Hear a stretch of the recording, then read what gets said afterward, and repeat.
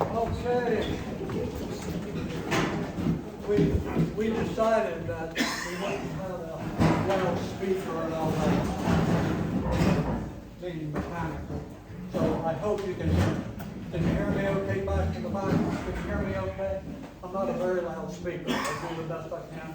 If you can't hear me, let me know. First of all, I want to introduce myself. I'm Les Cummings, great-grandson of Emil and Mary Sharch. This idea really came about thanks to Harry Farnell, who wrote a terrific little book that is available, by the way, on Amazon, called Emil's Incredible Journey. So this is a book that fictionalized the trip from Marburg, Germany, actually from Bremen, Germany, that he came on the ship, the Nuremberg, back in 1876. So some of that information is over there as well. My dad and mom were John Cummings and Helen Murphy. Murphys and Cummings would like to get together fairly often. And so it's like my niece, Megan Cummings. I called her for what we were doing. I said, I'm working on the family tree. And she said, you know what I tell everyone? I said, no, what's that? She said, our tree is more like a wreath. Enough said. I'm sure all of us are probably related one way or other, either through the line or through our husbands or spouses and their families. And those that aren't, welcome to, because we're really pleased to have our friends here. Again, to tell you a little bit about myself, you know where the Tilghman store is, where the old post office used to be, okay? Next to the Tilghman store was a house owned by Keeney Cummings, my Uncle Keeney. I was born upstairs in the front room of that house. Dr. Reeser brought me into the world in 1959, screaming and hollering, and I haven't stopped since. Yeah. But anyway, I spent, all my young life here. I graduated, went to Golden Beacon in Wilmington, Delaware, came back, worked for a year at Tilghman Packing Company. George T. called me and asked me to come to work at Tilghman Packing Company. And I can't believe it. I left the EI DuPont to come to work at Tilghman Packing. But the best part of that was having Mary Bell as one of my working companions. So we were together at Tilghman Packing Company. That would have been back in 1962, I believe it was. In '63, Uncle Sam called me about the time that Vietnam was building up. I was drafted, ended up in the 1st Armored Division down in Texas. Came home from basic, I was down in Georgia, I'm getting ahead of myself, and I got married when I finished basic training to Barbara Newell from Easton, and came home. Barbara came with me, and when we went back to Texas, we lived down in Temple, Texas. I didn't want to live too close to the base. If you live close to bases, there's nothing but beer halls and joints, and so I didn't want to live in an area like that. Barbara was a nurse, and she got a nice job in Temple, Texas. So we lived there until I got on orders to go to Korea. At that time, I came home, found out there was a serious illness in the family, and went to my congressman, who was Roger C.B. Morton. Some of you remember him. Just so happened that his aide was a colonel. And I had a meeting with him, and he said, hey, Les, he said, you want to get out of the service? And I said, no, I don't want to get out of the service. I want to serve my time. I don't want to go to Korea. And Lord knows I don't want to go to Vietnam. And so he said, well, there's a compassionate reassignment section in the Pentagon. he said, and he gave me a sheet of paper. And he said, there's a list here. He said, get all of that information, and I've got you an appointment with the Compassionate Reassignment section in the Pentagon. So I got all the letters from the doctors and friends and, you know, all the information that I needed on that document. Well, to make it, you know, to try to work on the conscience over there, I even took my little brother-in-law with me. He was about that tall, because he had lost his dad. Our dad had passed away. So I took him, went over to the Pentagon, and as luck would have it, they voted 2-1 that I could get a reassignment. I'll never forget that that old sergeant. He called me up and, you know, told me, yeah, that I got approved 2-1. He let me know it was just 2-1. And then he asked me the question I thought I'd never be asked for an enlisted man, and that was, where would you like to work? And I just blew my mind, you know, because, you know, at my grade level, nobody would ask me those questions.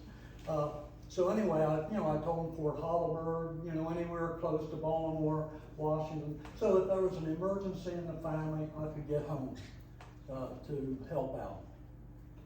So they called those places. Well, it just happened to be it was noontime, and nobody was there. So we're sitting there talking, and he says, "Hey," he said, "have you ever thought about working in the Pentagon?" That's the last thing I ever thought. And he said, I said, no. I said, but it would be great, because it's only an hour and a half from home.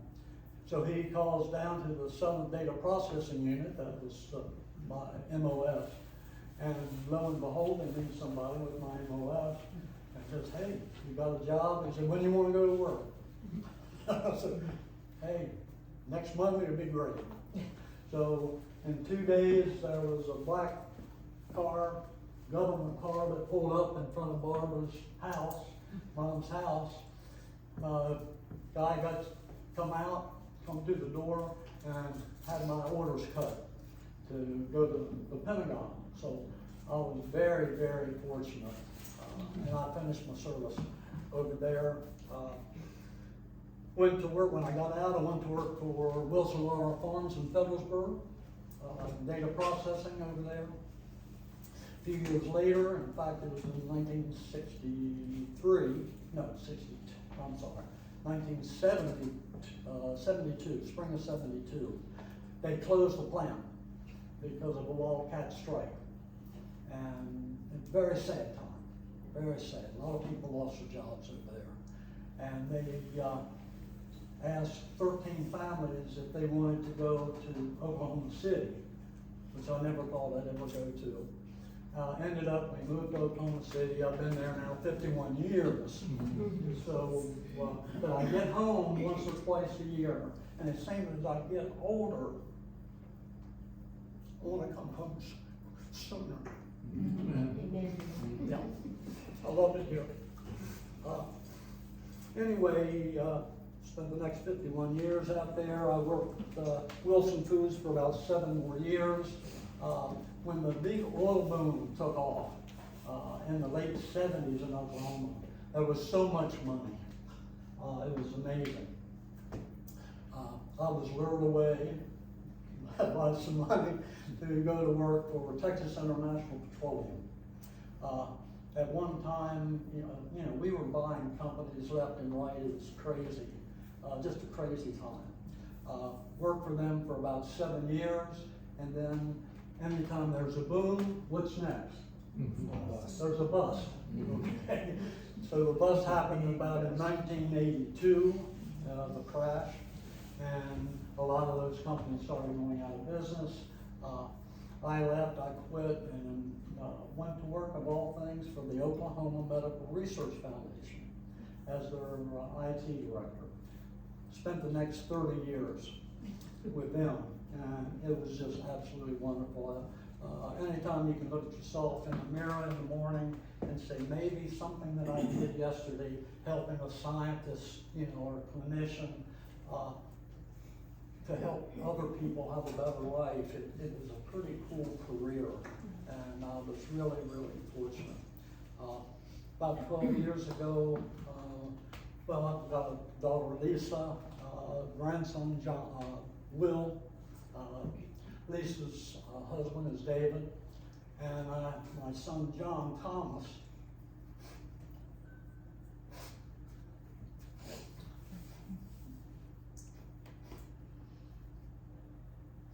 Passed away in 21. It was hard. It was hard. A lot of you know the feeling. But anyway, John wanted to be buried here. So his stone was set a few days ago, as was Camisa's and mine. There is no end date on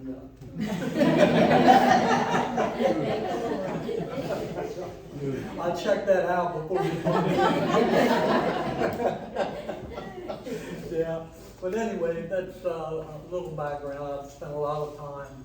I was very much into sailing. I raised about $200,000 to help get a sailing camp and a building built out in Oklahoma, one of the lakes, actually east of Norman, Oklahoma. Go Sooners. And since we did that, which was in 2002, we probably have taught a couple thousand kids how to sail. And really, really enjoyed doing that. In the midst of all that, and if you'll notice my headstone, it has captain. I did that for my dad. I actually went and got a 100-ton captain's license, and I ran riverboats for about 7 or 8 years out in Oklahoma, of all places. It was like a big ditch. They did have a couple locks on it, which was kind of cool to take the people through, But I did that at night and weekends because that boating gene is in me, and I had to do those kind of things. So I spent a lot of time doing that. I had a Catalina 30 sailboat for years and years, sold that a few years ago. When I found out I'd go out in the boat on a Friday, spend a few hours, and then I would be crippled the next 2 days because of the aches and pains of the sailboat. So I did finally sell that, and that was history. Actually, I bought that boat in Rock Hall. We brought 20 people back here. What year was it? 95? Yeah. And in fact, Camisa was on that trip with her friend, and we knew each other. Camisa hadn't been married for years and years, and after Bart passed away, we went out and had, a nice time, and that was history there too. So she's part of the clan now, anyway. So it's been wonderful, and she's been a great support for me all these years. Give you an idea, we're working on all this stuff and all these things to do to prepare for this. And she said, "What about the sandwiches?" Forget the sandwiches. We don't have time for sandwiches. Well, every once in a while she'd go out in the car and leave, and Judy would say, "I can't believe Camisa. If I was in Oklahoma City, I wouldn't know where to go, what to do." I said, "Look, Camisa had many years by herself. She took care of herself. She knows what she wants to do. She knows where things are. If she doesn't, Google. Tell her where that store is." So anyway, she went in and got all that stuff, and then thankfully, Judy and Camisa put sandwiches together, and I never said a word. I just left it alone. Anyway, that brings us to today. Again, I got so excited about this because of the little book that Carrie had written. And that's why I wanted to do some work with genealogy. Camisa had been into that with her family years ago, but that was really before the internet and all. And I noticed I was moving a lot of boxes of stuff, and that was her genealogy that she had put together for her family. Her family they were originally from Pennsylvania, and then eventually from Germany. I said, oh my God, we must be cousins back in Germany. So with that, we will not have children. Yeah. We will not. Okay. Anyway, so we want to get the program, and I didn't want to bore you, but you know, I wanted you to know who I was, where I came from, and how much I love Tilghman all. Okay. And our relatives and friends. Anyway, I'd like to, pardon me, at this time introduce Bud Haddaway. He's probably a relative somewhere. As part of that report, you know. I'm going to call Bud up if he'll open with a prayer for us, okay? If you'd like to stand or sit. So, here's the deal. Les and Camisa visited us last Sunday. We were coming maybe from church or somewhere, and they started working on this, and you have no idea what has gone into this. What they did at home, I'm not real sure, but at our house from Sunday until probably 10 o'clock this morning, they were working on this, getting everything put together, and it's a lot of names printed on here and lines and everything, and I hope all of you appreciate what they have done and to put this thing together, but it's just an amazing thing just to get together, much less to be able to trace family history back to the 16 and 1700s. So, and of course the thing is, I said, okay, Les says, is there anything I can do to help? I'll be more than happy to do that. So he says, well, I got this really nice German prayer I'd like you to read.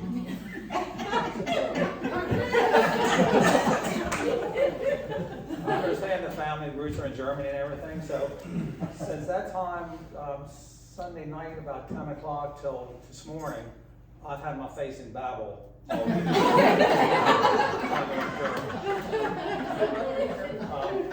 Unfortunately, I didn't pass the test, so we had to have transferred into English. But before I do that, I really think it's only fitting that we show Camisa and Les how much we appreciate everything that they have done.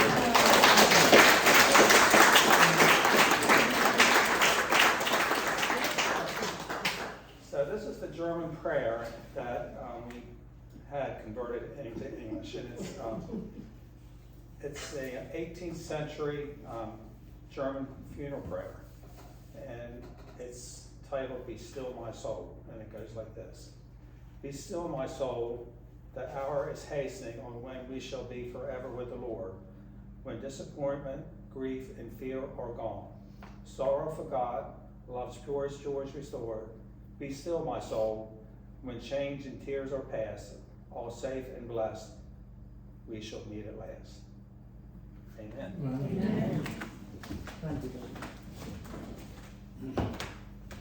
Well, and I have to say, part of this planning really started a year and a half ago, when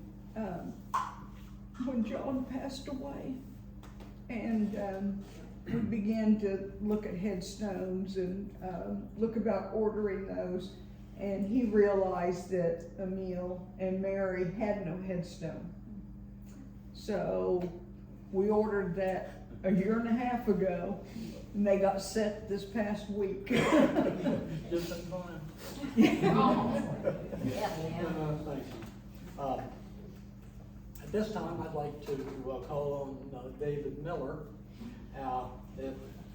He's, of course, a descendant of Howard and Emma Sharch. We can stay seated if you like, so we didn't have to stand up. So, but David's going to lead us into a hymn that our family really enjoyed some years ago, one of our favorite hymns. David? Thank you. And please join in. Yeah, this is a group session. This is not.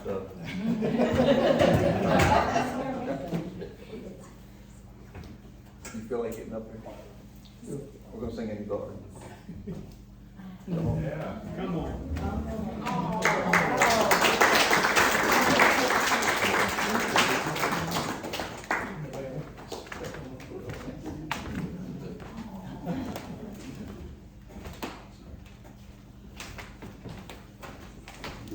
Been singing with him for 50-some years, so. Started singing with me when he was 3 years old. Are you gonna do it? I can do it if you want me to do something. Go ahead. Get my eyeballs open. I gotta get my glasses on. I can bring them on. Okay, everybody sing with us. I come to the garden alone, while the dew is still on the roses, and the voice I hear falling on my ear, the Son of God discloses, and He walks with me, and He talks with me, and He tells me I am His own, and the joy we share as we tarry there, none other has ever known. Good lead. He speaks, and the sound of His voice is so sweet, the birds hush their singing, and the melody that He gave to me within my heart is ringing, and He walks with me, and He talks with me, and He tells me I am His own, and the joy we share as we tarry there, none other has ever known. I'll stay In the garden with Him, though the light around me be falling, but He bids me go, the voice of hope, His voice to me is calling, and He walks with me, and He talks with me, and He tells me I am His own, and the joy we share as we tarry there, none other has ever known. Thank you,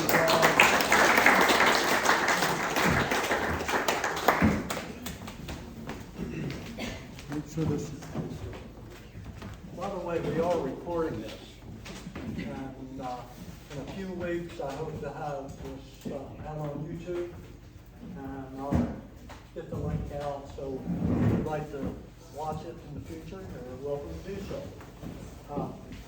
At this time, I'd like to introduce Carrie Cornell. I think we could call her a genealogist as well as an author. I did notice the other day, you have a lot of people out there on your tree. Yes, How many thousand? I don't know. I thought it said it was like 10 or It 20,000. could be, part of it is my husband's family too. No, I that's understand. not got both ways. We wouldn't have enough wall space. That's for sure. Anyway, I think, Carrie, you were an educator, Yes. correct? Yes. Okay. Yes. In Easton? Yes. As I remember. Yeah.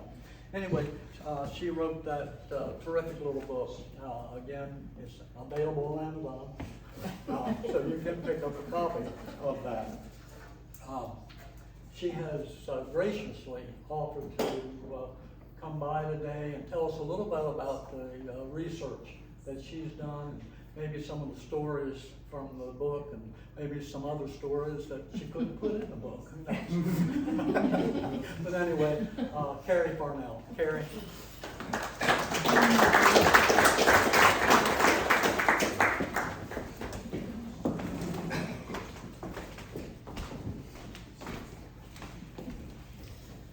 I don't really know what to say. I mean, Les has said a lot. I am amazed at his ability to bring this all together in 2 weeks or less time, because he had messaged me on Facebook and he's like, "We're gonna be there," and here everything is. And I am not a stranger to Tilghman Island. My roots are in the Lomax and Harrison Reef. They have a reef as well. My great-grandparents were second cousins, so, you know. So I have been, Bill, a friend of mine who we've been friends for over 30 years, 40 years, yeah. And his grandfather was Albert Sharch, Pinner, and his Pinner's father was Howard. Herman, sorry. Just don't have it memorized. I got it down here. And it was really through kind of helping Bill get his stuff established that I kind of fell in love with, I've always called him Emil, but it's nice to know that the family, I guess, called him Emil. Emil, I'm sorry, Emil. Emil, all right, I gotta get that right. But I kind of fell in love with his story because we actually were able to find quite a bit of information, I felt like, in doing genealogy. I also have German roots and can find little to nothing on them. So it really was kind of intriguing that we could find as much as we could on Emil. I'm not going to get that right, I'm sorry. We couldn't pronounce Emil here. Okay. Emil. All right, well, I have to remember Emil. So I just kind of decided, you know, what would it have been like? You know, what could it have been like for him when he was traveling and arriving here at 16, or not here, but in Baltimore at 16. And we're not sure if he traveled by himself. There were some other Scharches on the ship. There was a woman named Katerina Kratz, who came from the same town, so that's why I made her his cousin. And so we still don't know a whole lot about it. I just started imagining, you know, where did he come from, and what was his story before, and just kind of tried to fill in the pieces in between. I mean, based on some actual information, and then also some made up stuff. That was the fun part. Yes. kind of give him some little, and I told Les, I said I hadn't seen his death certificate before, so obviously in the book, if you have read the book, my account of his death was not accurate, so. But anyway. Thank you for your ending. Okay, you're welcome. I probably would have, had I known that, I would have probably done something to it, so. But then you know, the things that we do know, that he was born in February 1860, traveled on the Nuremberg ship, which was nice to see a picture of, and arrived here in June 30th of 1876. There were a couple newspaper articles in German that I had to find somebody to translate that talked about him, gave a list of him as one of the passengers, also talked about the crew members of the schooner, Anne Francis, and there was a court case, and he and some of the other shipmates were charged with mutiny, and the captain was charged with,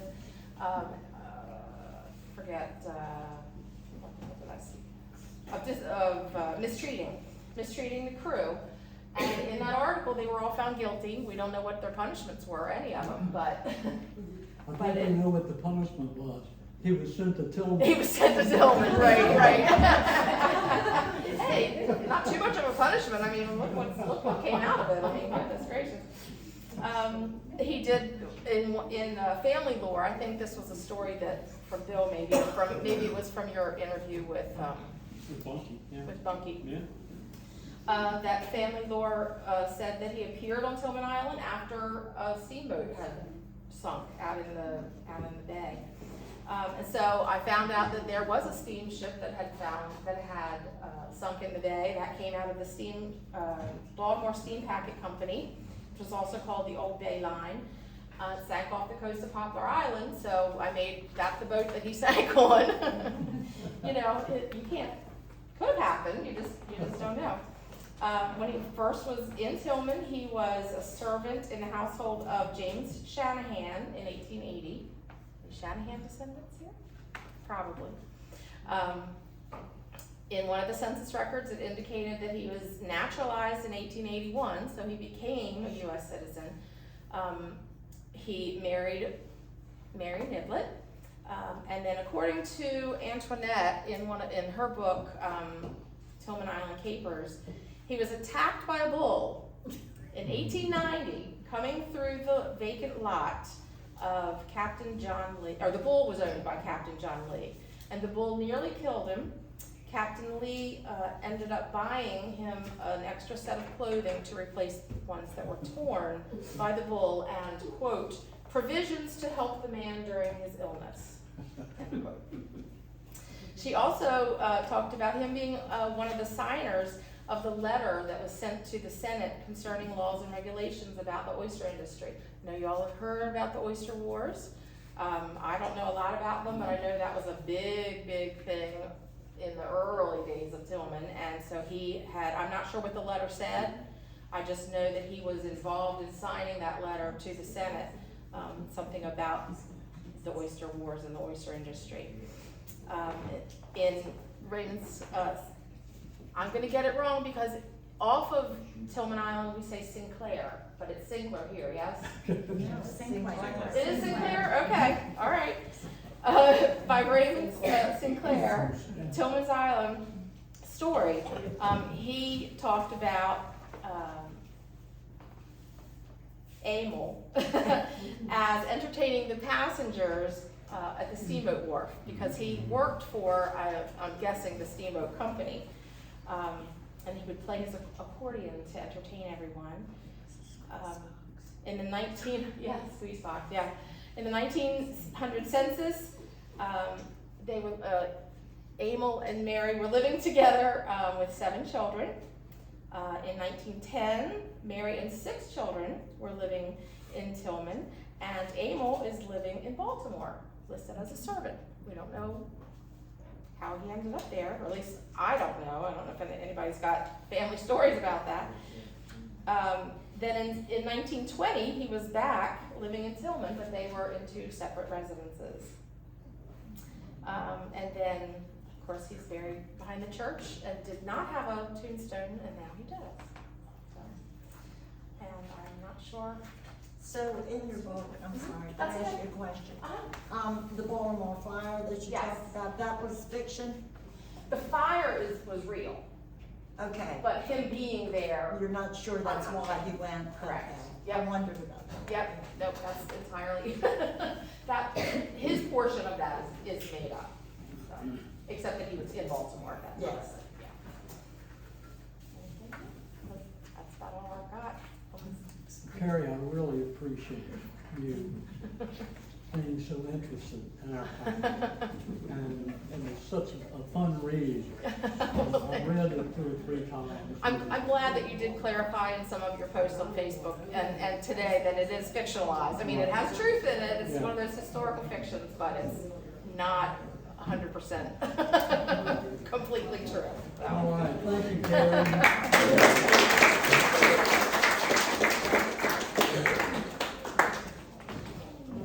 That was great. We've already had him up here one time, but at this time I want to invite the patriarch of our family, and that's David Bunky Miller to say a few words. Can I stand right from here? If you like. I'm not like Les, I haven't been anywhere. I've been on some of it all my life. And love every minute of it. Wouldn't change one thing in my life. I've been on the water all my life, love it. My son loves it. I can't hardly get him off of it anymore.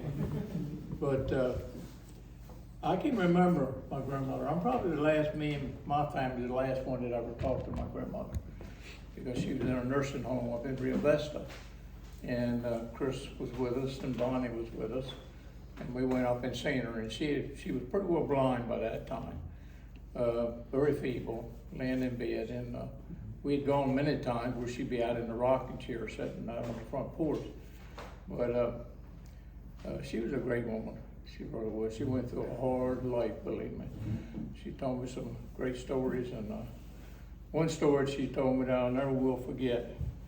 And she told me we were sitting on the porch over there where she lived, right across from the church. And she said, I want to tell you a story about this woman. And she said, every night, that pump out there in that front yard would pump. You know how an old hand pump makes a lot of noise. And she said, and finally one night I jumped up real quick and I looked, and here was this woman in a white gown pumping this pump. And I said, well, Grandma, do you think she was dead? Oh yeah, she was dead. She was, after her pumping, she was a ghost. Well, I thought about that many, many times when I come by that graveyard. But I was initiated about a year later in the Boy Scouts down here. You remember the two orange chairs used to sit out there? They're still there? Okay. That was my initiation that night for the Boy Scouts. Sit out there for that hour. Well, brother, I'm gonna tell you one thing. I seen that woman fall. I told her, every time I turned around, I knew she was there somewhere. But she was a great woman. I mean, we loved her. She was, like I say, we were probably the last ones to see her, to talk to her. But she had a rough life. She really did. My mom never had a lot. I'd always ask her about my grandfather. Because he died the year I was born. He died in 30, and I was born in 30. And but she never would tell me a whole lot about grandfather. So I kind of had an idea there. She wouldn't tell me anything bad, but she didn't tell me a whole lot of good either. So I kind of had an idea he was a mess, because Gilbert Franham, the one that wrote that book, Yep. the one that I didn't have. He was 96 years old when he wrote that book for me. Wow. And that he'd done a lot of research, but he knew a lot of people clear back in the 1800s. And I had no idea that I was, that we were relation to how many different families. And then my dad told me, he said, yeah, well, like Buddy talking about Nevy, these told me, don't you sneak over there, buddy. Because they had a rowboat up there on Bald Eagle Point. And my dad many times went across the Nevy. You know how far that is, you almost throw a stone across there. So Nevy and Tilghman was pretty well run together. You might be in the family, you never know.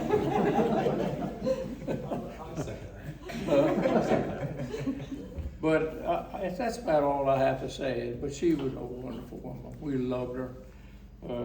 She had some great tales, but she had a rough life. Yeah. What was that story that you were telling about the preacher always wanted Emil to come over and play the chord? Oh yeah, well he was a musician, and I read that article that Gilbert knew him well. Gilbert worked with him, and he said he was one of the most talented men you ever met. He could play that accordion and sing. He said, I guess that's where most of us guys get our voices. You guys.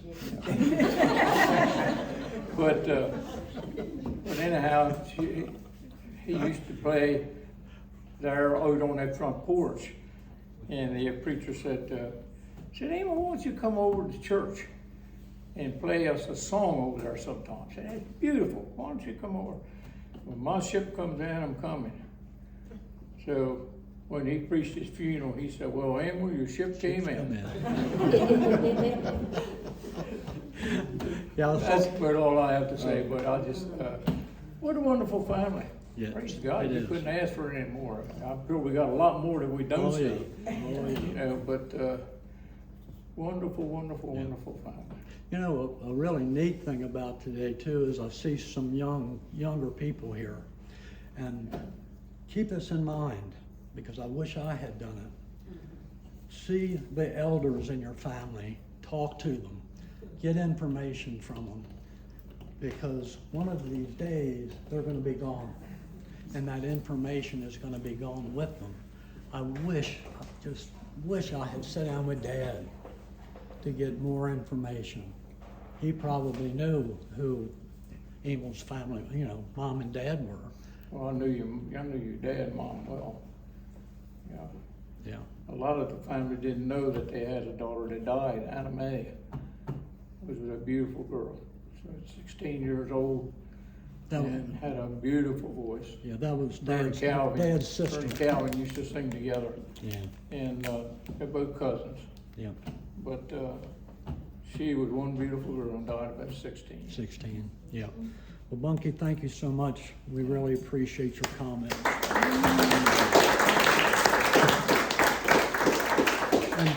And thank Maribel for taking such good care of you. Better change that. Les, I'd like it if he would share one more story. About 3 or 4 weeks ago, Judy and I went down to visit Maribel and Bunky for 3 very, very pleasant hours to reminisce and learn about the family and how everything was connected. But something I found very interesting, which you don't think about, that you were talking about the Indian tribes that were in this area. Can you share that story? Yeah, I actually do have Indian in my family. It dates back in the early 1600s. And my grandfather and grandmother had a picture of a beautiful Indian girl, all dressed in her garb, long plaited hair. Now, and my wife saw this picture, and I wanted to know who she was. Well, my great Alexander Miller, way back in the 1600s, came over here and he married an Indian tribe. And the ancestry, that's how I know that I was an Indian, because my grandfather, his father, it was his father. So grandfather Miller, you could tell he was Indian. And they married. And the picture got busted and destroyed, but she saw the same picture that I was talking about, and beautiful, beautiful Indian girl. You know. Yeah.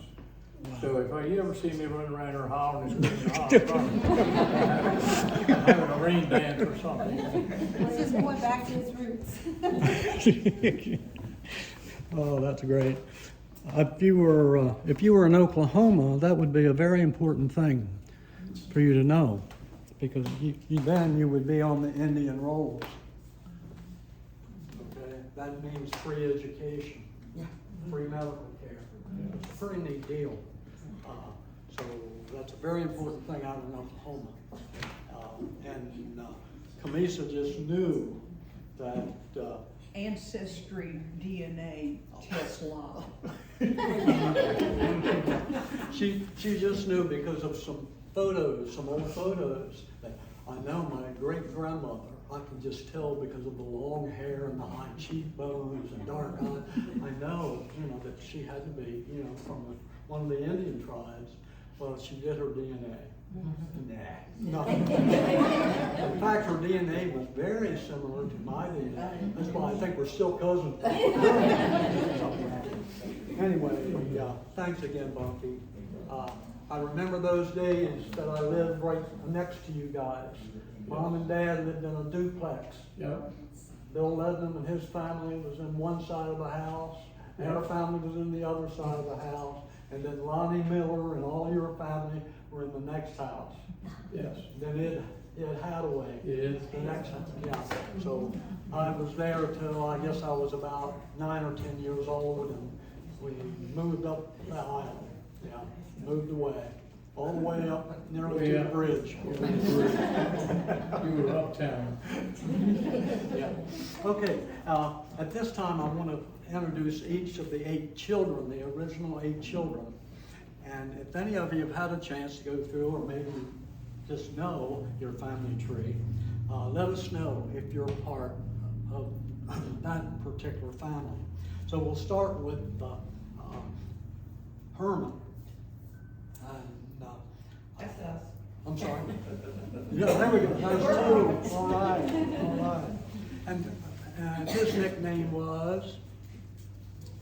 Did he? Oh, we don't know that. I don't know his Yeah, nickname. I call because him there were Dad. so many that had nicknames back then. Okay.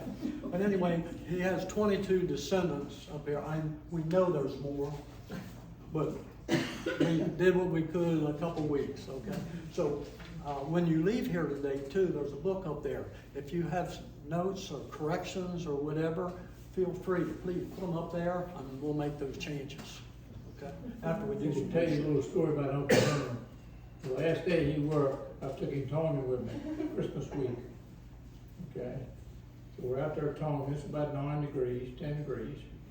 We're out there tonging and he's just about time he wanted to go ashore.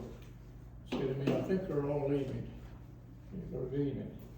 I said, yeah, we're gonna leave here before long. He said, I think we better leave. Well, then he says to me, he says, I hate this job. And then he said, I don't even like anybody that likes it. I think it's time to go ashore. Oh, that's funny. Okay, so Herman had 22 descendants up here. The next one we'll talk about is Emma, and she has 68 descendants up there. Anybody know that they came through Emma's line? Okay. Bobby, yeah, Elliot, okay, cool. All right. Next, we had Bertha Sharch is next.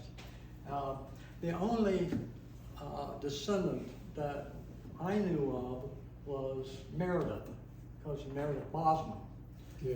that had married into that family. I think she had a daughter, or had a sister, I think her name was Juanita, if I remember.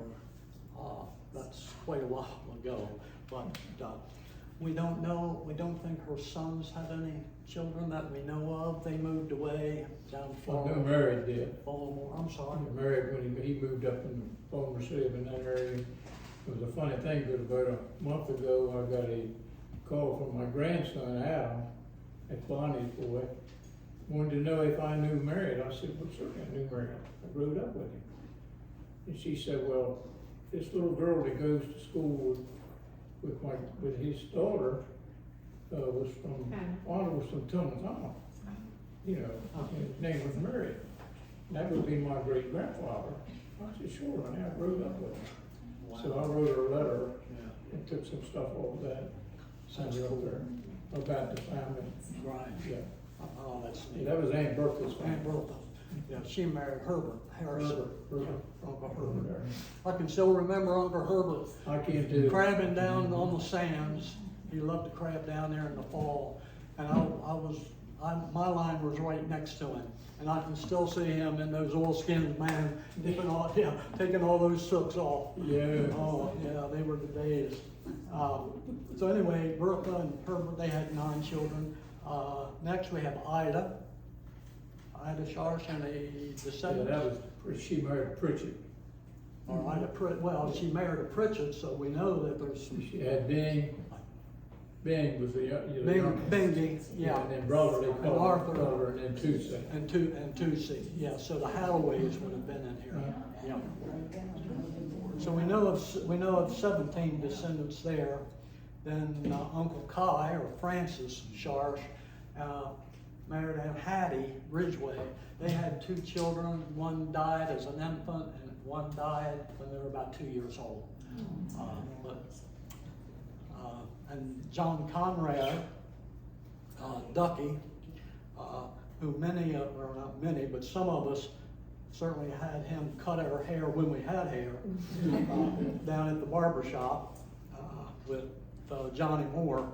And I think, Ducky never had any children, never got married, never had children. But I think some of his genes are around, because I think Heather Murphy, she's a hairdresser, so she has some of those genes somewhere.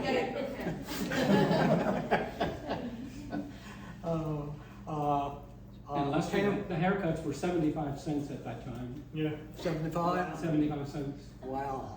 That's all they charge me now. I keep asking Camisa, can you just do the back so I don't have to go in? No. Camper, Sharch, and his wife, Gretchen, had one descendant, and that was Mervyn Scharch, who passed away, unfortunately. And finally, Maud and George Washington James Cummings. We have, that we know of, 95 descendants up there. So we know there was a rabbit gene somewhere in that family. So anyway, and I appreciate the people that didn't put their hands up and so on, that they're part of that particular family. At this time, I know, Bunky's had a chance to speak, and, hopefully we'll chip in some more things, but does anyone here have any stories that they would like to share with the rest of us, that they've heard about the family or whatever? I bet Joanne might have a story. Yeah, I really don't. I'll tell you one about Uncle Kai. Okay, Uncle Kai. Uncle Kai was the joker, Yeah. and I used to hate him. Hated him with a passion, because he would chew tobacco and spit between I never wore shoes. Spit between my toes every time he saw me. So he says to me, I'm gonna give you 25 cents to go up that stairs and cuss that old man out. Well, let me tell you something about that age, I'd cuss anybody. So, I was a mess. But anyhow, this is my mother's boss. So what do? I go up the top of the stairs, open the door, and I'll cuss that old man through. Almost Dickie. He comes down the stairs and he says, Bertie, that's the worst cussing I've ever had in my life. I've been cussed by black people. I've been cussed by anybody that's come up here because they weren't satisfied. That kid called me everything in the world. I don't know, Mom said, I don't know what I'm gonna do with him. I'll take him home, I'll see what I can do with him. You wouldn't know you beat me, because I was beat all the time. But that was the story of Uncle Kai. And I used to hate him. He was spitting between my toes every time he saw me. I can still see Uncle Kai sitting in one of the chairs out in front of Harry House. They all sat there. They'd sit there, and as he got older, he'd always have a bonet, and he would sew a new net in the bonets, and then I think he would sell them. He'd do it for people, to make a few extra dollars. Yeah. Judy, you have any Uncle Kai stories that you might want to share? Oh, come on. Come on. I'll tell you a story about him, about a seagull. Oh, okay. That would be better than the one. He had a pet seagull. A pet seagull that he did every day. And I was grabbing alongside of him outside of the narrow out here. And he had an old 4-cylinder Chevrolet, and every day or every other day he'd have to pull the plugs out and clean them. I mean, she just fouled them up so bad. So he had a bag of spark plugs he put on the engine box. And I'm grabbing, he goes up in the cabin, and that seagull saw that bag, and he comes over and he gets the bag and flies off with it. We've got all four of his spark plugs in the bag. So I go over there, I said, what's the matter? He says, the seagull stole my spark plugs. I got those spark plugs. I said, well, let me hook on to you, and I brought him on shore. I said, what do you think of that seagull now? He said, I'm killing him tomorrow. Bring him up good aboard here, and I'm shooting him. But I say he was the best. He was a genuine jokester. Oh, yeah. Oh, yeah. I remember Uncle Kai, yeah. I think as he got older and feeble, I think Mom and Dad took care of him. Yeah, a lot of them took care of him. Yeah, yeah. And Penny took care of him. You wanna tell him the story? We used to take down his meals to him. One time I took dinner down and he goes, man, I'm glad it's you and not that other girl. And that was Penny. So I can get him very. I have a couple about Grandmother Maud. Yeah. Does anybody remember Grandmother Maud? Oh, yes. I think so. Well, her lipstick started here and always went to the top of her nose. So this one day I was down there and she was gonna go get her hair done. And Donnie was gonna take her. And so of course I wanted to go because he had a convertible. I thought, wow, when she's in there, I'll get to ride around Donnie and the whole thing. Well, she comes out, she says to Donnie, put the top on. I just got my hair done.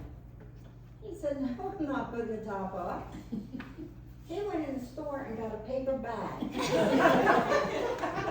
And I rode from Easton to Tilghman with my grandmother with a paper bag. So our hair wouldn't get messed up. That was just one of my mom's stories. You had, I think too, that you had seen a few books that we had up there. Some of the research and all that Carrie had worked with, Tilghman Island Capers by Miss Antnet. I think she taught me in the 2nd or 3rd grade, if I remember correctly. Then Raymond Sinclair's the Tilghman Island story, and then the nice document that Gilbert Franklin had written with a tremendous amount of information in it. It was kind of fun to read because you never knew what the next paragraph was going to say. So, because it went all over the place. So it was really kind of a fun read.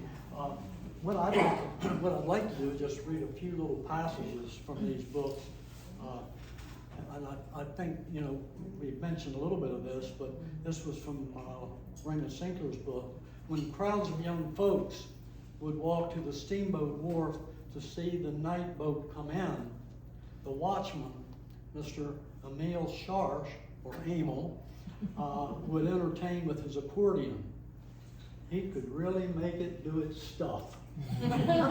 So obviously those genes have been passed down, not on my side of the family, but on other parts of the family that are really good musicians. There's another little passage here, if I can, and this mentions Camper Sharch. On the corner of Main and Gibson Avenue is one of the oldest buildings on Tilghman, right next to my Uncle Keeney, built around 1880. And in 1901, it was actually used as the post office. Here, many Tilghman Island people have operated successful business ventures. If all could be listed, no doubt it would fill a very large space. At present, and this was back in, I think, around 54, at present it is conducted as a general grocery and dry goods store by Mr. Camper Sharch. So Camper ran that store for quite a few years. So, anyway, yes. Yeah. Yeah. Carrie mentioned the bull. That's a great story. And I want to read that passage because I love the way it's written. But this is the story. The story is called Bull. At least they didn't put another word with it. This was 1890. On Monday last, we were very near having a tragedy on the island. For some days previous, Mr. John R. Lee had picketed his steer on a vacant lot owned by James H. Covey, Esquire from St. Michael's. On Monday evening, Emil Scharch, a German residing in Mr. H.C. Cummings' house, was passing through this lot on his way home when his bullship taking it into his head to dispute the passage, made a rush at him, and the liveliest kind of tussle ensued. I just love the way this is written. Taken completely by surprise, Emil got entangled in the line and could not escape. So he caught hold of the animal's horns and held on like grim death, shouting for help at the same time. They wrestled for some minutes, Emil sometimes in the air, sometimes on the ground, until just as help was nearing him, the vicious brute became tired, or getting over his rage, desisted from his attempts to gore his victim, who in a pitiful plight, his clothes torn, covered with dirt, bruised, scratched, speechless, and trembling like an aspen from nervous shock. Dr. Glasscock was called in, and after an examination said he did not think Emil in danger, although he was badly bruised. Mr. Lee came as soon as he could and told of the affair, took Mr. Bull and lodged him in a stable for safekeeping. The next morning, Captain Lee visited Emil, and taking him clothing to replace that torn in the scuffle, and provisions for the injured man during his illness. I just love that. I love the story and how that was written. I think it might have been Carrie that mentioned no, it wasn't. I think it was Bunky talking about Emil, the ship has come in. That story, yeah, is in this other booklet that we have here, and we will get copies of this available. I'd like to try to get that scanned in, maybe put it out on the web, and tell people where the link is where you can pick it up. But we'll get you a copy, Joanne, and you would ask for a copy of that. Gail and Herb Rice. Gail is a cousin through the Garvin side of my family. We were hoping to be here today. They had not made it out of Delaware. But anyway, her grandmother, Leona Garvin, she had the Elms for many, many years. And most of you from Tilghman probably rode on Aunt Leona's bus. And I was so jealous of you guys because I was on Elmo Granger's bus. And every day Aunt Leona made it a race to go by Elmo. And all you people were making various signs at us back in the other bus. Yeah. The way this story works is Grandmother Emil lived right across the street. That's where her house was. Yeah. And it must have been in the late 50s, early 60s. Aunt Leona came down and turned around in the church parking lot, and as she was coming out, her foot hit the accelerator. She could not stop the car. It went right across the street, bounced over that big ditch, up on the porch, and went right into our grandmother's front room. It was a great big old DeSoto. And for several weeks and months after that, it was a perfect shape of a DeSoto. Right through that house. But the really funny part of the story is the next week, Aunt Leona gets a call for a special award. She goes to Easton. The state presents Aunt Leona with a safe driving award. So obviously they had not heard about going through the house. The beginning of my grandmother's nursing home. Yeah. She had nowhere to go. They had to tear the house down. Yep. And then two houses down is where my grandmother and grandfather, Beatrice and Lindale Murphy, lived. So I spent a lot of time down in this part of the island. There's some genealogy forms on the back table. feel free to pick those up, fill information out. If you've had a chance to look, I'm sure there's arrows out there. We're not guaranteed that this is correct either. It's not fictionalized. It's the best we could do. But if you have information that you'd like to add to this, I'll make sure that the tree gets updated online, and I'll get that link out so people can look at that. Let's see. I think all of you too have seen the beautiful cake that's up there. Yes. Do you know why everybody, at least in Donnie's family, said grandmother Emil? Why you said that? Yes. Yeah, I think if you look at some of the census records, I know it was even spelled that way. No, but I mean, But- you don't call it, was you're, saying you mean, grandmother, you mean a first name? yeah. That's what we always called it. Yeah, but I wondered why. A lot of stuff. That's what I always called Yeah, it was grandmother Amy, that's all I know. But I think that went a lot by the way that Tilghman addresses, particularly the women. They say Miss so-and-so. They don't say the last name, you know, so it's Miss Judy, Miss Joanne. And then, but we They don't don't say the last name. we wouldn't say Miss Lester to No, I Camisa. know. I mean, it's I like, I have no idea. grandmother Emil is just strange, weird. Yeah, it was. Okay. No idea. Even my mother called her grandmother Emil. Yeah, it's grandmother Emil. Yeah, the thing I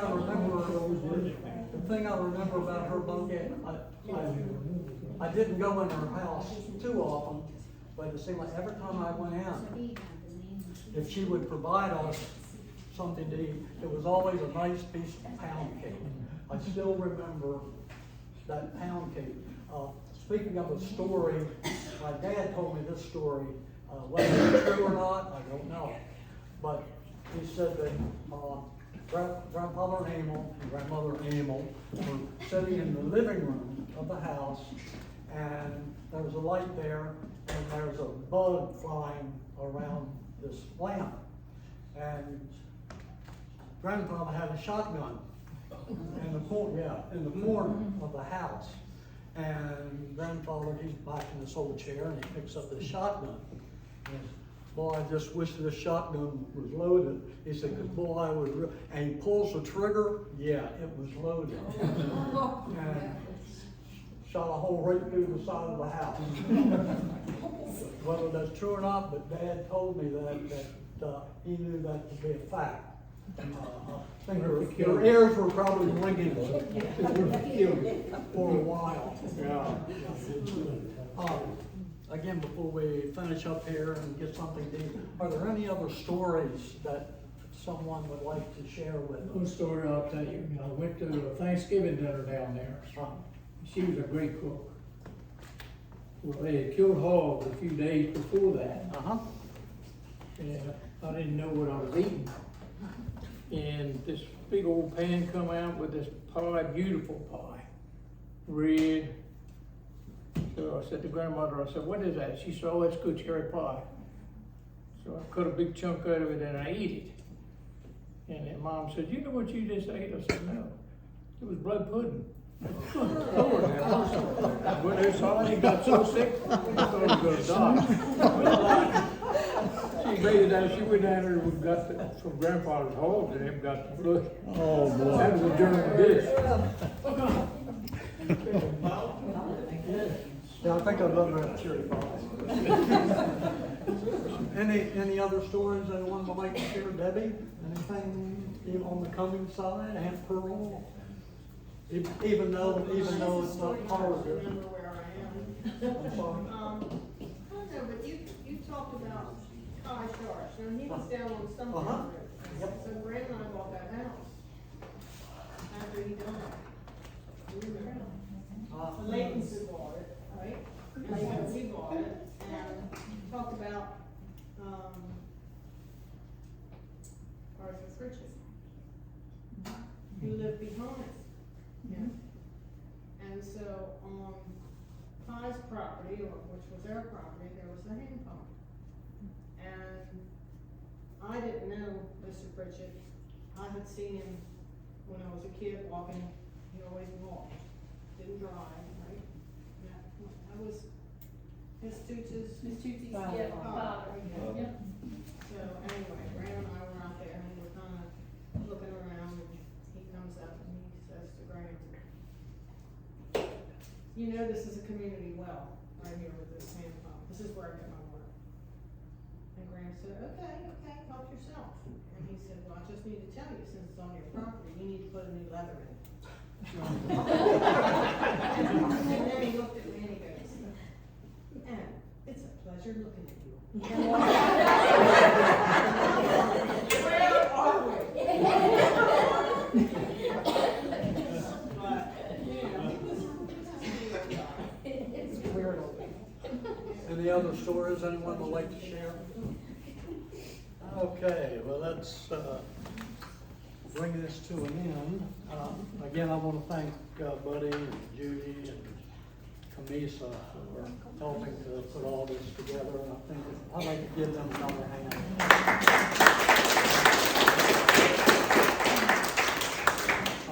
Make sure you eat all the sandwiches, otherwise you'll never let me hear the end of it. And before we leave, I would really love to have, I know it's a bunch of people, I'd love to have a group photo. How many times, you know, just think how difficult it probably was to get this photo taken. So we've got a lot of people here in the family, and this is the last opportunity, folks, that we'll ever have to have the same group of people here. Right, Carrie? So I'd like to get everybody together and take a picture. If people are gonna have to leave, like, you know, can't stay for a while, you wanna take the picture right away while everybody's here, and then we can break and come back in. Okay, before we do that, I want to mention to you there's some carnations back on that table. When you leave, feel free to take one of those, and if you would like, drop it off on Emil and Mary's grave. Okay, I think that would be a nice thing to do. And it's down here on the left, and there's some fake grass around it. And we had plans to do some other flowers, but the bad weather kind of took care of some of that. But I think that's a way of showing our love for Emil and Mary. And it's right in the back of the, bring it back to church. Just go down probably 50, 60 feet, and it's on the left. At this time, I'd like to call Bunky again for one last hymn before we adjourn. David?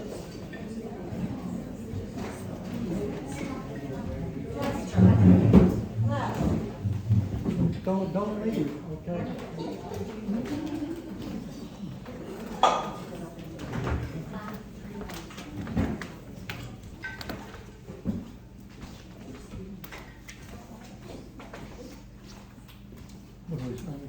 Old rugged cross. All right, we're gonna do the old rugged cross, so everybody, after that, we'll do the first and the last verse of it. So quite a few verses, and we'll do the first and last verse. Okay. On a hill far away stood an old rugged cross, emblem of suffering and shame. And I love that old cross where the dearest and best o'er a world of lost sinners was slain. So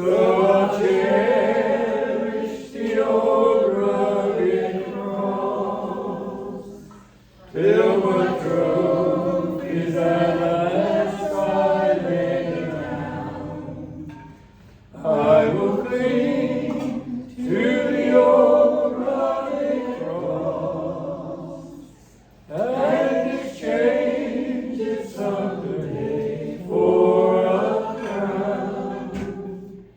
To the old rugged cross I will ever be true. Its shame and reproach gladly bear. Then you call me someday to my home far away, where in glory forever I'll share. So I'll cherish the old rugged cross till my trophies at last I lay down. I will cling to the old rugged cross and exchange it someday for a crown. That's amazing. David has those glasses on. Bunky has those glasses on. Thank you, David. Thank you, Bunky. I'd like to call on Greg Haddaway if give us a final prayer. Yes. We'll let these gentlemen sit down first.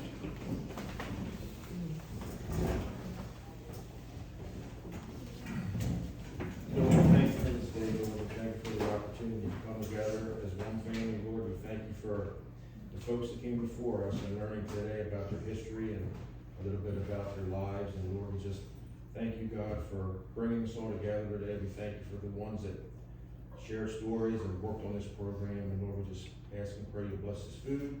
In Jesus' name, and amen. Better get that picture now. Let's do that picture now.